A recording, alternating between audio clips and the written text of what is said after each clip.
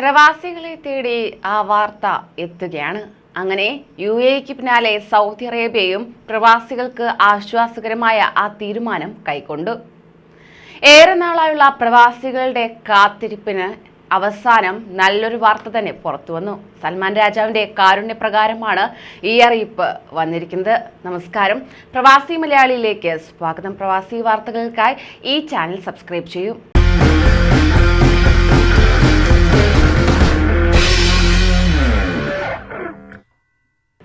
രാജ്യത്തേക്ക് നേരിട്ടുള്ള വിമാന സർവീസുകൾക്ക് വിലക്ക് തുടർന്ന രാജ്യങ്ങളിൽ നിന്നുള്ള വിസിറ്റ് വിസകളുടെ കാലാവധി സെപ്റ്റംബർ 30 വരെ നീട്ടിയതായി സൗദി വിദേശകാര്യ മന്ത്രാലയം അറിയിക്കുകയുണ്ടായി. സൗജന്യമായിട്ടാണ് വിസ കാലാവധി നീട്ടി നൽകുകയെന്നത് മന്ത്രാലയം ട്വിറ്റർ സന്ദേശത്തിൽ അറിയിക്കുകയും ചെയ്തു. അതേസമയം മൾട്ടിപ്പിൾ എൻട്രി ടൂറിസ്റ്റ് വിസകൾക്ക് ഇത് ബാധകമല്ല. കോവിഡ് വ്യാപനത്തിന്റെ പശ്ചാത്തലത്തിൽ ഏർപ്പെടുത്തിയ യാത്രാവിലക്കിനെ തുടർന്ന് വിസയുടെ കാലാവധി നഷ്ടപ്പെട്ടവർക്ക് മാത്രമായിരിക്കും ഈ ആനുകൂല്യം ലഭിക്കുകയെന്നും മന്ത്രാലയം വ്യക്തമാക്കി. ഇത് പ്രകാരം ഇന്ത്യ ഉൾപ്പെടെ 13 രാജ്യങ്ങളിൽ നിന്നുള്ളവർക്ക് ഈ ആനുകൂല്യം ലഭിക്കുന്നതാണ്. സൗദി ഭരണാധികാരി സൽമാൻ രാജാവിന്റെ പ്രത്യേക നിർദ്ദേശപ്രകാരമാണ് നടപടി സ്വീകരിച്ചിരിക്കുന്നത്. കോവിഡ് മഹാമാരിയുടെ പ്രതിസന്ധികൾ തരണം ചെയ്യുന്നതിൽ പ്രവാസികളോടൊപ്പം നിൽക്കാനുള്ള സൗദി ഭരണകൂടത്തിന്റെ താൽപര്യമാണ് ഇതിലൂടെ പ്രകടമാകുന്നതെന്നും വിസ കാലാവധി നീട്ടുന്നതിനാവശ്യമായ നടപടിക്രമങ്ങൾ സ്വീകരിച്ചു കഴിഞ്ഞതായും മന്ത്രാലയം അറിയിച്ചു. കോവിഡ് പ്രതിസന്ധിക്കിടയിൽ ജനങ്ങളുടെ പ്രയാസങ്ങൾ കുറയ്ക്കാനുള്ള പ്രവാസികളുടെ ഭാഗമായാണിത്.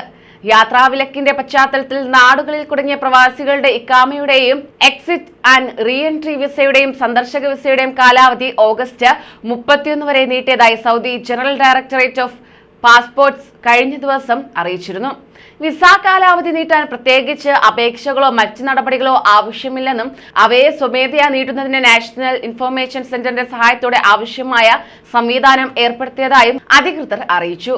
ഇന്ത്യ ഉൾപ്പെടെയുള്ള രാജ്യങ്ങളിൽ നിന്നുള്ള 10,000-കണക്കിന് പ്രവാസികൾക്ക് ഈ തീരുമാനത്തിന്റെ ഗുണഫലം ലഭിക്കുമെന്നാണ് വിലയിരുത്തപ്പെടുന്നത്. ഇന്ത്യ ഉൾപ്പെടെ 13 രാജ്യങ്ങളിൽ നിന്നുള്ളവർക്ക് സൗദിയിലേക്ക് നേരിട്ട് പ്രവേശിക്കാനാവില്ലെന്ന് ജനറൽ ഡയറക്ടറേറ്റ് ഓഫ് പാസ്പോർട്ട് നേരത്തെ വ്യക്തമാക്കിയിരുന്നു. ഇന്ത്യക്ക് പുറമെ പാകിസ്ഥാൻ, ഇന്തോനേഷ്യ, ഈജിപ്ത്, തുർക്കി, അർജന്റീന, ബ്രസീൽ, ദക്ഷിണാഫ്രിക്ക, UAE, Ethiopia, Vietnam, Afghanistan, Lebanon എന്നീ രാജ്യങ്ങളിൽ നിന്നുള്ളവർക്കാണ് പ്രവേശന വിലക്ക് തുടരുക.